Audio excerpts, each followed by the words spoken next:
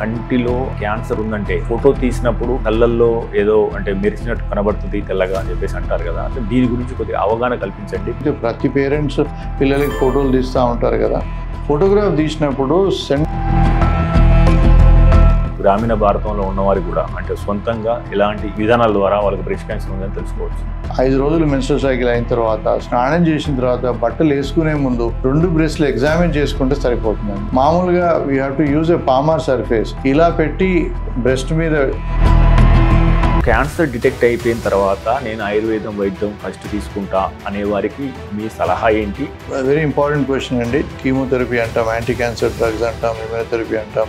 ఇవన్నీ majority of the drugs ఇవి ఆయుర్వేదం నుంచి వచ్చిన డ్రగ్స్ అండి. కాకపోతే ఆయుర్వేదం డిగ్రీ ఉన్న డాక్టర్ కూడా క్యాన్సర్ని ట్రీట్ చేయడానికి వీలు లేదు, వీలు చేయకూడదు, చాలా తప్పు.